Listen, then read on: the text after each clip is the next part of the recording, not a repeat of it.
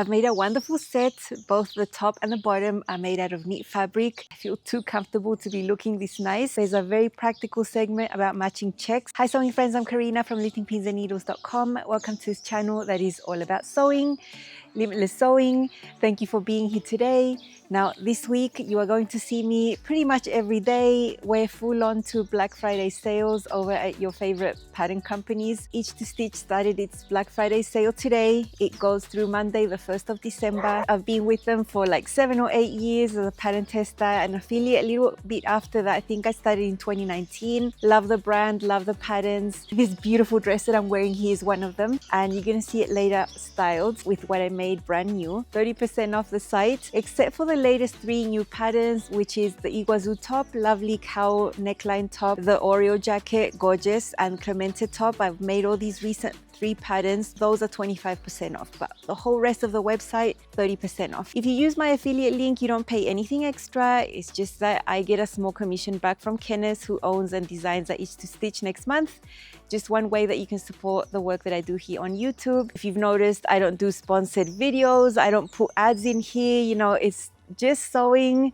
It's just the sewing, and the affiliate links, the commissions I make from there is part of the way I make an income for all this content that you can watch without any cost. So I really appreciate it if you use my affiliate link. Now I have made a page on my website right there at the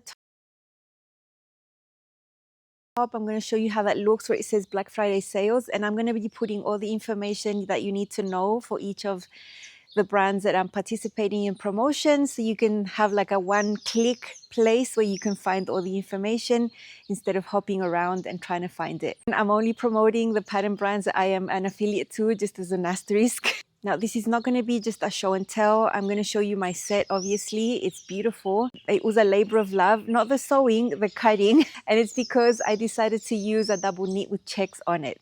Anytime you choose checks, just make sure you have extra fabric, more than what you think you need, because unfortunately there's a little bit of wastage going on in your attempt to matching these checks. You know, so you got to match them horizontally and vertically sometimes.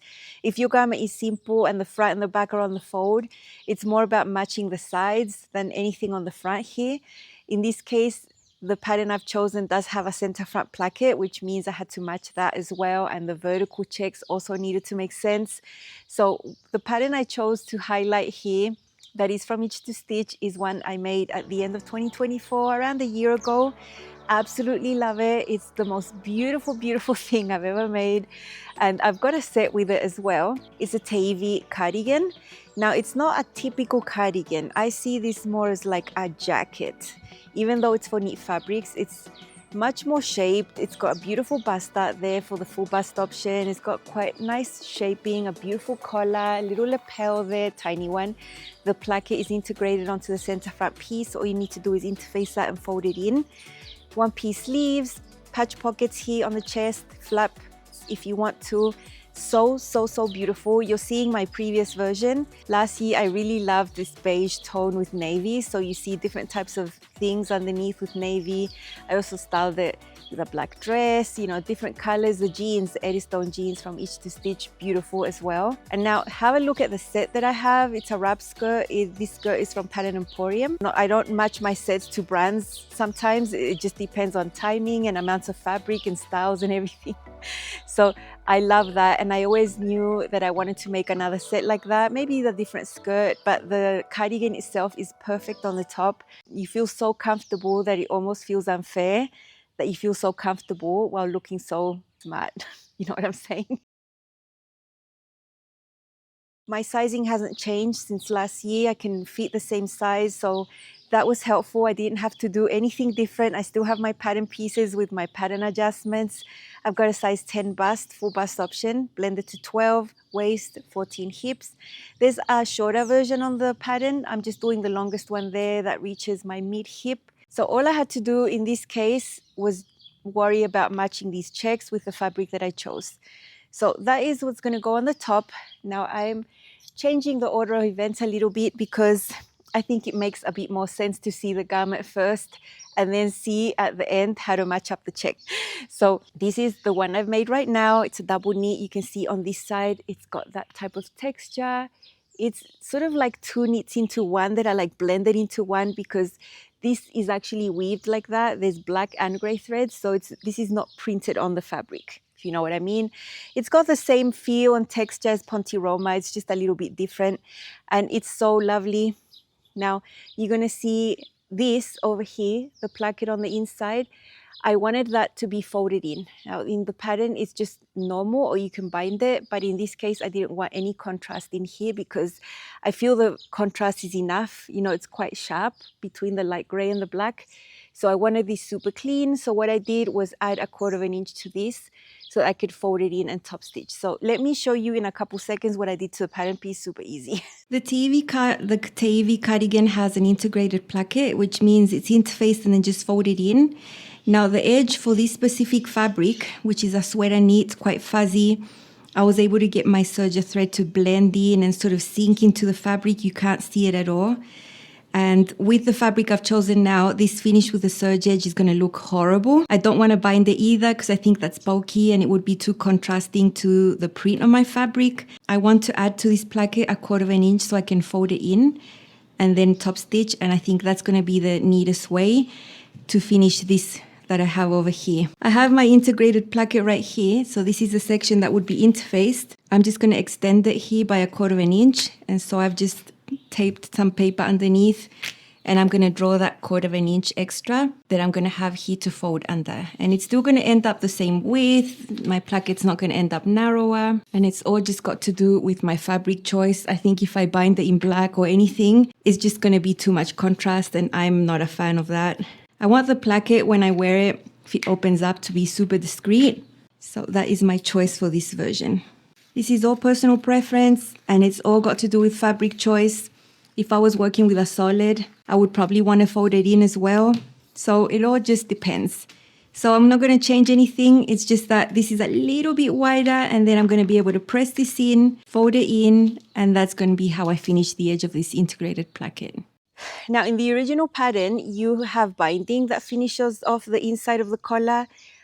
Again, for the same reason, I wanted it super clean, so I sewed it in a little bit of a different way. I'm going to leave you a link below to the method that I use that is super easy. It's like a type of universal method to sew this type. It has a small little lapel there and it's so easy. The difference is that there's no top stitching, right? There's no top stitching and that is exactly what I wanted. So once you sew on the first layer and then the second layer it's loose, you typically top stitch that. I sewed it by hand. So I decided to leave all that slip stitching here on the back. It means I sewed the collar, the upper collar that's interfaced, to the wrong side of the garment. So right to wrong right here. Left the under collar that's unstitched loose, and that is the one that I sewed by hand over here. You will never know. It's all folded back and it's so clean. I'm so happy I don't have all that top stitching with this fabric. So yeah, that's just something different that I did that took me ages. So not only did matching the checks take ages, also that took a little while longer. Check out the sides. The checks match really well there, you know, the horizontal ones. Let me close some buttons. So the bigger houndstooth, the smaller type of thing, the bigger houndstooth, it goes like that, see? I managed to sort of match that overlap there so it didn't end up just being random whatever. And I'm also going to show you how I did that. Hem, simple, I've done that by hand. I've done this hem by hand as well. For the sleeves, I only wanted to match this section-ish. It matches as best as you can because the shape of an armhole and the shape of the sleeve is not the same. So I always just try to match the point where the notch is for the sleeve and the armhole right there, and that's what I achieved. The other cool thing I did with this one is that I cut the pockets on the bias just so that I didn't have to match them, and also because it looks cool. I didn't do the flap this time because that would have just been too messy trying to match that up with cutting it on the bias. So I left it simple. I think this print itself has so much detail that the flaps weren't going to be missing right here. And I just sewed on buttons there for decoration. I have 8 of them. The separation between these is 3 inches, which is a little more space than what I leave for dresses, which is about 2 inches. And this one here is at my bust height. There is a dot here that you can't see. And up to that dot, the sides match. So nice. Now at the back, I made sure to have the center back right along the middle of this right there. That was super important for me. And because these two front pieces aren't exactly the same because of the placket issue, there is no way that you can match up the stripes. on the shoulders. So I left that, you know, I'm not concerned. It's okay. You can't match up everything. If I'd wanted to match the shoulders for the front and the back, I would have had to add a seam on the back and it would have just messed up the whole thing. So take your wins. I think there's about 100 wins here. And if I have to lose matching the shoulders, I'm okay with that. But when your garment is simple and you just have a front and a back on the fold, for example, you can definitely match the shoulders as well. Let's see this beautiful Teifi cardigan, the new one, styled a few ways over some of the most beautiful dresses from Each to Stitch. Recent ones that I've really loved making, like this one. And then we're going to see the skirt. This is my gorgeous green Sorata dress from Each to Stitch in a rayon linen blend. It's an amazing dress with a waist feature that has little channels with a 1/4 inch elastic in there, gathers right there. You can see the gathers from the bottom of the bodice. That is what gives you space for the bust. I have a C cup, beautiful. Sleeve details are so cute. It's such an amazing dress. Now this new Teifi cardigan on top goes perfectly. I can wear all my gorgeous colorful dresses underneath this one because the neutral print is just great with the checks in black and gray. My Teifi cardigan is a size 10 bust, full bust, 12 waist and 14 hips. I've got the longest option. Mine is a little bit longer. Check out the patch pockets I cut on the bias. The back is simple, one-piece sleeves. It's such a beautiful cardigan. It's actually more like a little jacket. You can see the placket there, the collar, all very nice. Integrated placket, easy to sew. And the busta is hidden under there somewhere, partially under the patch pocket. Such gorgeous feet, super comfortable. This is a double knit, so it's all stretchy. That's how it looks like buttoned all the way up, which I will never do. I'm always going to wear it open. And let me tell you how long matching all these checks took. Yeah, it was a thing, cutting in single layers, one piece by one piece. But I'm glad the effort was done because it's so worth it to have the plackets matching, the sides matching, and the sleeves partially matching. So this is great. I love it with the green Sorata dress. This is one of the most beautiful dresses I made this year. Not a dress you make in 1 hour, but totally worth it because it's so pretty. This is another beauty from Each to Stitch, the Camilla's dress. It's got the waistband feature that is similar to the dress you already saw, but this time it's got tees, different types of sleeves. This time there's a placket and a bound neckline with little V shape on the top. It's quite different. The only similar thing I see here is the waistband detail with the channels. Pink cotton linen blend, so nice. This dress is just everything. I love the design, the color, the fit. Let's put the beautiful Teifi cardigan on top. Gray and black, of course it's going to go together, and this is perfect for when I'm in a hot place outside but then I have to go inside and there's air conditioning. Just amazing. Love the contrast here, and the neckline is simple enough to not interfere with the neckline of the cardigan. So pretty. I love it so much. Now I have a whole bunch of other dresses in colors. I just picked these two for this opportunity, but know that this is going to be a workhorse for me. The colors, the checks, it's just going to be so versatile, and the fit is so comfortable. I wanted a simple skirt. I looked at the whole catalog and I ended up with a dress that I made in 2021 or 2022. I can't remember. It's called the Sovana dress. It's a beautiful knit dress, has a bodice that hits the waist and a really nice A-line skirt. I always love that A-line skirt because it fits really well.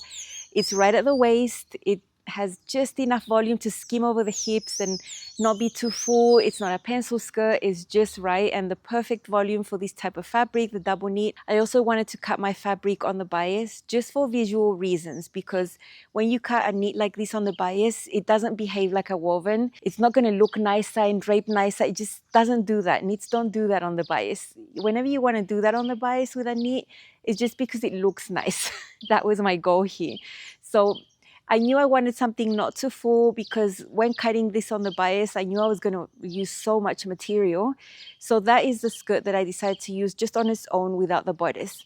Now the bodice is beautiful. It's got a lovely V neckline that's not low. It sort of ends up closer here. I think it's beautiful. It's finished with a facing. The bodice has a dot here underneath the bust. I think it's a beautiful dress. Just so you can see what it looks like, how the skirt flows. And you might visualize why I chose that skirt for this set. So, tada, Sovana skirt over here. Now I did do a yoga waistband. This is what it looks like. Let me show you a clip, just a few seconds, about how I cut it, how tall it is, how long it is. Easy. Here's my yoga waistband. I have it here against the cutting mat from here, from 0 to 31.5. I'm going to use a little bit for seam allowance. I'm only going to have a center back seam. So it's going to end up around 31 inches, which is about 2 to 3 inches smaller than my waist. That's fine to hold it up and to feel snug. I don't need elastic, and it's a really nice fabric with great recovery, lots of spandex. So I'm going to be happy.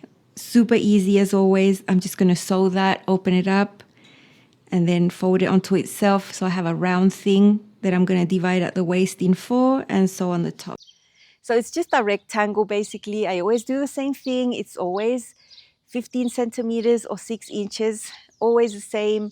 I measure my waist. I take about 3 to 4 inches off to have negative ease. Just depends on the type of knit that I'm using. For this one, I thought 3 inches negative ease was okay. It's comfortable. It holds my skirt up. You know, it doesn't feel tight, doesn't feel loose. I don't need elastic in there, and it's just perfect. So nice. Goes like this. Over here on one side, it matches in a different shape than on the other side. But you can see that they match right there. And then on this side, it looks totally different. I'm so glad I took the time to do that. Of course, I cut my skirt in a single layer. It was a whole process to cut the skirt, and I am going to show you that as well when I show you all the practical bits about matching checks. I'm leaving the nerdy bits for the end of the video this time, just playing around. But yeah, this is a beautiful skirt. Other than taking ages to cut it correctly and everything, the sewing was like a couple minutes, side seams, hem, plop on a yoga waistband, and I was done. Although the hem did take a while because I also did it by hand. I think it would have ruined the look to have it with the machine, the thread going through all those checks. Sometimes the hand hem is just the nicest thing, and I want the nicest thing. I want my garments to look really nice. That is my goal. I always want my garments to look the best they can, and sometimes the machine hem just doesn't cut it. I know it's faster, I know everyone loves it, and I think a lot of people would prefer that. And I do machine hems when the fabric is okay for it. But for this, for checks, for stripes, no thank you. I just want to take my time and do it by hand, and I'm going to be so happy. This skirt comes from the Sovana dress, also from Itch to Stitch. I just used the pattern pieces from the dress and I added my own yoga waistband. What I've got tucked in is the Simeon top, also from Itch to Stitch, which is a beautiful, beautiful pattern that can be a top or a dress. It's got a little cow neckline for wovens, just amazing. Same double knit. This time I cut it on the bias though, so you can see the checks go diagonally, which I think is amazing. Such a comfortable skirt, stretchy waistband. And I took my time to match the sides. As you can see, both sides have the checks matching, sort of going down in a V-type shape. Check out the yoga waistband. The length of the Simeon top is perfect to be worn tucked in or tucked out. It's not boxy, it's not long. I think it looks really balanced just on top of the waistband. And let's be honest, that is how I'm actually going to wear it when I wear it out like this. So this is a really nice look. A little bit dressed up with the red heels. Love it.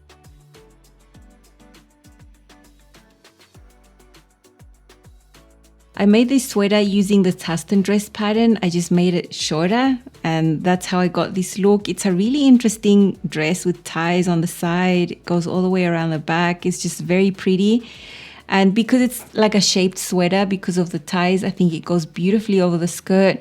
Casual and comfy with the sneakers. Love the contrast of that deep, rich green with the gray and the black. I think it's really pretty. So lovely. I love this. I'm going to wear this out exactly like this one day, and I can't wait. So nice that I can dress this skirt up and down. It's just the best thing. I hope you enjoyed seeing some Itch to Stitch patterns that I've made in the past. Just thrilled with this set. You know, the skirt is on the bias, the jacket is not, but it ties in together with the pockets being on the bias. I think it makes total sense. It looks really, really cool. I love it so much. And the colors being neutrals like this means that I can style them in 1,000 ways on their own. They can shine and be their own little stars on their own, but together is just so nice. So let's see it styled together, this one and this one. with one of the red tops that you already saw. Of course, I have to show you the set together. I kept my Simeon top tucked in this time so you can see the details of the skirt much better, and the waistband. Love the length of the skirt and the jacket together. Enough ease on both of them. So lovely. I think the skirt looks really striking cut on the bias, although the jacket isn't. I think it looks amazing. You can tell it's the same fabric, obviously.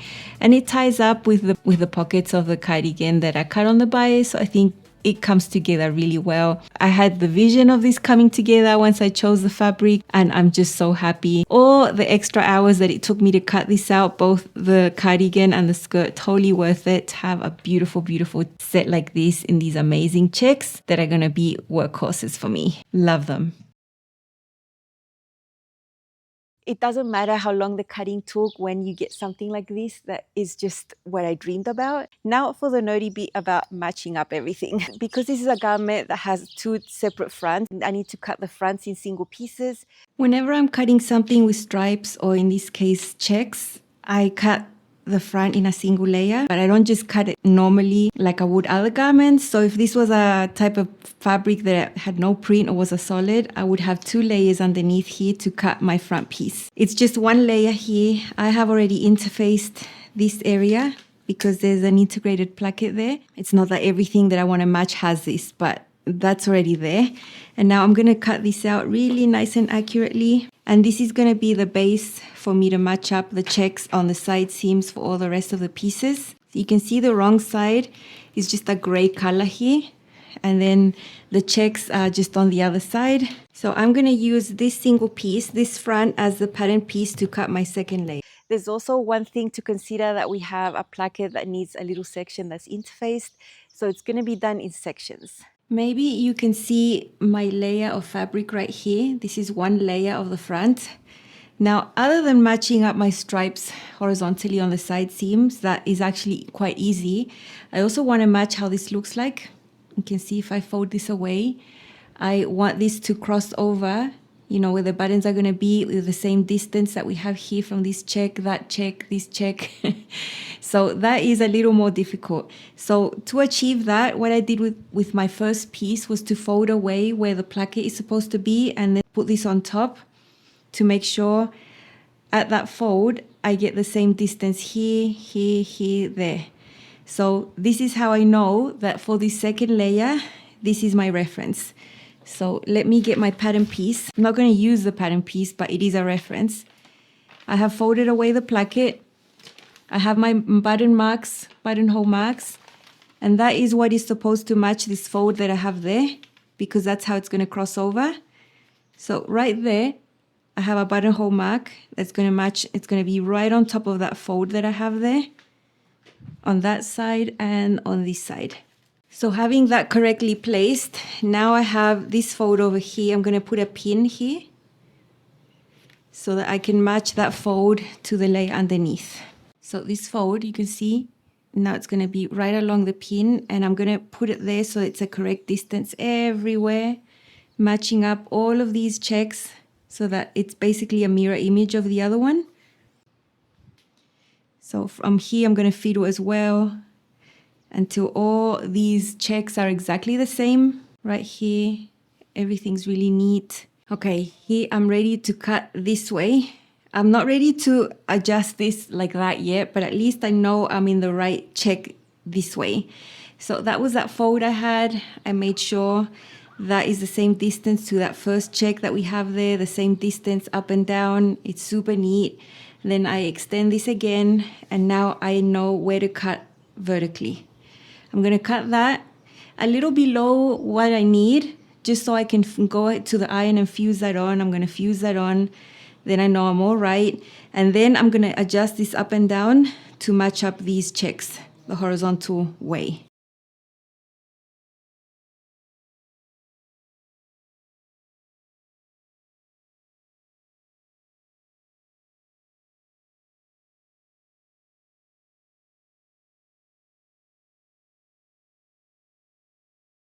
So I'm going to take this off, and now I'm going to go to the iron, fuse that right there. So after cutting one of the fronts, it doesn't matter which one, I also need to worry about the fold. Remember when I showed you how the vertical checks, I wanted them to make sense, you know, because I had that houndstooth and then that and then houndstooth and then that. So I needed to figure that out. And it's really hard to see, it's difficult to explain, but I was just folding away the placket like it would be, and I was overlapping it on the fabric, just having it extended to see how I needed to cut that second one so that the checks right here, the vertical ones, would make sense. I hope it makes sense. Now that I've figured that out, I can cut that so I can know where to interface now for the second layer. I need to interface before cutting it. I like block fusing. If I were to do the interfacing afterwards, my center fronts could end up shorter because the interfacing does that, and then it could end up pulling. I never want that to happen, so I always want to interface that and then cut out. So basically, that's what we're doing now. I'm going to go over to the iron, fuse, and then come back and use my first front as the pattern piece to cut my second front. Okay, now that I've got these two center fronts with the interfacing on, I can worry about matching the horizontal checks. So if I lift this, I have matched them up beautifully. So this is all going to be at the same level on both sides. I've done that on the armhole everywhere. I fiddled with the fabric so that this is perfect. So now that I'm done, I'm going to go ahead and trim this like this, using my fabric as the pattern piece for the second side that I'm doing. And I do this every single time I have stripes or checks, and it always works a treat. When I've got them together here, I mark my darts, my pocket placements, anything that I needed to mark. I've already done on one, I do on the other, so I don't have to worry about that. The notches over here, all of that. Now it's the fun part. Now I can make little marks on the pattern piece because now I need to head over and cut the back. The back and the front, that's what I want to match. That's my main goal, to have these sides matching. And so let's do some fun drawing on the paper. Now I'm going to pull one of these layers to the side so I can come with my front pattern piece and do some marks that are going to reference these checks here so I can match it to the back. So you can see these darker areas here. I'm going to make the marks here on the side. There, and there. And then these darker marks here. I'm going to mark a few more here, right below that bust dart, because from the bust dart up, these are going to distort. There's no way you can avoid that. But if I can have the side seams match all the way up to that bust dart, then I'm going to be super happy. So here's a closer look at what I've done here. You can see the marks there. That's what I want to match with the sides of the back. Okay, so you saw me mark these lines here on this side of the pattern. The ink sort of transferred to this side, so it's better for me. And I was able to mark the same on the back. This is a side seam from the back. Now these little red lines are from when I made it last year with a different type of check. That's why I made these lines green, so I don't get confused. But if I match these up, these are going to end up at the same level. So this is now how I'm going to cut my back piece. I'm going to find these checks and place them right along there so that at least from the hem up to below the bust dart, these checks are going to match. Before I cut the back, I'm going to attempt to match the shoulders. I always knew that sometimes it's not possible, especially if you have a placket and then the fronts are not exactly the same, because I was trying to prioritize matching these checks. So sometimes the shoulders are not exactly the same. But, you know, it's not bad to give it a go. I'm going to show you how I do it. And it would work if your garment was cut on the fold on the front. But let's see how I do it. I'm going to do my best to get these checks to match on the shoulders. You know, these big checks come over here in this angle. So when this gets sewn, they're going to come in that angle like this. So it's going to end up like this. I just put this front that I've already cut out. I've put it against this one. And I just drew the angle this way. So I'm not drawing it like this. That wouldn't make any sense. It's basically if I went ahead and put it like this, this is the angle that I want to match right there. And when I place this back piece on the fabric, I'm going to attempt to match this section of the houndstooth, the bigger parts of the print, against these lines there, that they fit right in there. Okay, here I have the fabric extended. I have my back piece here close to the edge because I'm going to flip it like this afterwards. So my main goal is to match the side seams because they are mega visible. You can see if I scoot it down here, I can get these two checks to match and then these to match right here, like that. And then I can get these checks to match on this shoulder. So Matching the shoulders for me is secondary because if I flip it, the checks might not match on the other shoulder. And that's exactly what happened over here. So I have put some pins there so that I know where to flip this. So if I go ahead and flip it this way, matching up the middle of the paper against my pins, matching up the checks right there. These are not going to match. These checks are just not going to match at all. So I'm going to forget about matching the shoulders completely. What I am most interested in is getting the middle of my paper in the middle of these. I think that's more important. So it's all about compromise. You can't match everything all the time. And in this case, I'm not going to match the shoulders at all. In this case, it's not going to work. And I'm also going to see how I'm going to cut the back. I'm going to find the middle point right here, matching up my checks here, of course. I'm going to put my paper right in the middle of these checks, and that's going to be my center back while I match up these checks. Let me show you these up closer. You can see my green marks. Check, check, check, check, check, check, check, check, check. That is what I want to match for sure. And here on the middle, I want the middle of my paper to be right in between this section right here. So I'm going to make sure that is absolutely perfect. I'm going to put a pin there. I'm only going to cut up to half, all the way up to half. And then with the fabric, I'm going to flip it to the other side and cut the other half. I put pins all along the center back, right along that paper. Once I've matched my checks to the marks on my paper, I'm trimming all the way around just half of the back. Now that I've got this half of the back, I'm going to flip it, put it on the fold. I've got my pins as references to where the center is.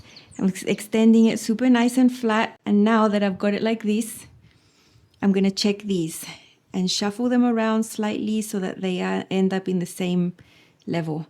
It's really easy for them to shift even like 1/8 of a quarter of an inch. I'm just going to tweak this until I'm super happy. Okay, now I'm happy. And now using this, I'm going to cut the rest of the other half. So you can see that this can take a long time, but it's worth it for the effect that you get from a check and from having them match. I would not sew checks if I didn't match them. I just couldn't leave my house with unmatched checks. I just can't do it. That's why you get in ready to wear, because when you're making 100 garments, they're not going to do this. But we have time at home to do this. And I think it's totally worth it. Now I'm going to show you the front and the back pieces next to each other so you can see that my goal was met about matching all the checks horizontally. So satisfying, so nice to know that these are going to be able to match. And that's all I ever wanted. I'm not too upset about the shoulders here. You know, you take your losses. Okay, here is the back all extended. I'm very happy that my center back is running right in the middle of these two. I think that looks super nice. I would be unhappy if that was not centered. I think someone that looks at things like that would notice my shoulder checks aren't going to match. I've made peace with that. My sides are going to match. Look at this. Beautiful. They're going to match up to there. Then we're going to have a bust dart, and then it's going to get a little distorted right there, but that doesn't matter because this is where your armpit is. You've got the sleeve. It's going to be covered, so that's fine. But I think if this didn't match right there, it would be super visible. So I'm very happy with that. The sleeves. Now, if you're doing big, thick stripes, I think it's easier if there's more space. You know, I always want to match up where the armhole notch is for the front and where the armhole notch is for the sleeve. So sometimes you can match that just on that area, but then it distorts up higher because your armhole is quite long like this, right? But your sleeve is like this. So it doesn't have the same length like that. It's not the same shape.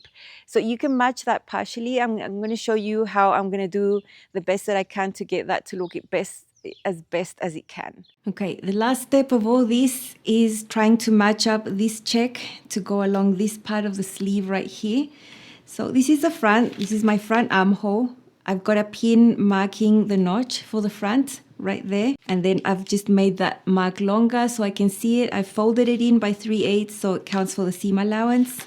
Over here, I'm going to put a pin right through where I'm going to sew at the seam, where that mark is, right here. And I'm going to put that pin right through the seam allowance here of the armhole. So not from the edge, that 3/8 in. Once I've got that matching up perfectly, I know the sleeve is going to be sewn onto the armhole exactly at that point. Now I know that this line is going to continue here, this big check, this large section here. So I'm going to draw a line across the sleeve and then up here. So I'm just going to write here, large hound's tooth, because we have those larger ones right there. So this exact width is marked right here, and that's going to go along there. And that is the only thing I plan to match from the sleeve. It's what makes the most sense. It's what's visually more evident right there. Here's the front. There's my notch. This is the line I drew, and you can see the checks are right there where they have to be. This is my first sleeve. I made sure to match these up like this so that they look the same from the front and the back vertically with these checks, and also like this. So everything matches this way and that way. It's basically a mirror image with the shape and also the pattern placement of these checks. So this is my pattern piece for my second sleeve. I'm also, of course, going to make my marks for the front, the single and double notches that go along the top of the sleeve, all those things. Okay, here is my sleeve pinned to the armhole. This is the front with the front. I just want you to show you what is achievable here. So my notches are right here. That's what I wanted to match. So this bottom light bit there, light gray, matches right there. Once you start going up though, it's not going to match because it's different shapes. So this is a more vertical shape. This one's more like this. So we're not joining up vertical seams here. That's why it's not going to match completely, but it is going to match at that point right there. And that's what I wanted. So this, I want it to be at the same level. Then over here, once we get into the different shape curves, this is going to end up looking a little higher right there. But that's the best you can get, joining an armhole with a sleeve that have a different angle. Of course, we're also cutting the sleeve one layer and then the other layer, you know, same as I did with the front. So I worry about the front because that's what's most visible. The back, I'm not going to mess with the back. I think that looks acceptable. What I really wanted was this to match right here, and I think that's okay. I've got enough fabric to be able to cut the skirt that I want on the bias. Now this is a knit. It's not going to behave like you cutting a woven on the bias. It doesn't really change the drape that much. I'm just doing it for aesthetic reasons. I'm not concerned about anything. I'm going to have a firm yoga waistband on the top, and it's going to be a simple A-line skirt. So I have my cutting mat underneath. I have a mark that tells you what the 45-degree angle is. So I took that reference and I followed it. It was a thing. I had to move the fabric around, but I have a mark here with a friction pen in red. Very faint, I can see it, and that is my grain. That is my 45-degree angle right here. I'm going to put a ruler so you can see it. This is something only my eyes can see, basically. So that is that. So my skirt piece is from the Sovana dress that has a simple A-line skirt underneath the bodice. I'm going to use that as a standalone skirt. Basically, that's going to be one half of it along that line, and then I'm going to flip this and place it there. I'm going to cut it half and half. I can't get it to all fit here, but that's how I'm going to get my first skirt piece, the front, and then I'm going to use that fabric to put on top and cut the other side because I do want the side seams to match. Okay, this is how my skirt turned out. So pretty. The red line I had marked initially is right there in the middle. So it was pretty easy to put the pattern piece and then flip it and then get it perfect. So this is going to be my pattern piece for my second one. So I'm going to lay my fabric, fiddle with it until I have matched these. Okay, here is my pattern piece from the skirt. And this took ages to match up everything. So on the sides, everything is on top of each other. I've got the same types of checks on top of each other over here. And now I can cut away my second layer for the skirt. I have already pinned them together on the sides, and I'm going to leave them like that. Because this skirt is going to be so simple, it's just basically side seams and a yoga waistband. I'm going to do my hem by hand because I don't want to have thread going across the houndstooth. Yeah, so this is a simple skirt that turned out not so simple just because of the fabric choice. It's going to be super stunning. So I hope this was helpful. something practical. I always want to bring you some extra value here on these videos. It's in my heart to share all the things that I know how to do. Very realistic about these things. I have to be in a good headspace. I have to be relaxed. I have to know that this is going to take a long time. I never want to be in a rush or stress that I just have this amount of time to do this. Whenever you feel that stress or pressure time-wise, it's not the time to match up checks and stripes in your life. Choose an easier type of fabric. But this was a vision I had and I wanted to do it, and I took the time to do it and to film it, and I'm so happy. Check out these patterns from Itch to Stitch. All the information down below about the sale, 30% off. Most of the patterns, the 3 newest ones, are only 25% off. All the information in the top of the comment section and the description box. See you again tomorrow with something amazing as well. Bye.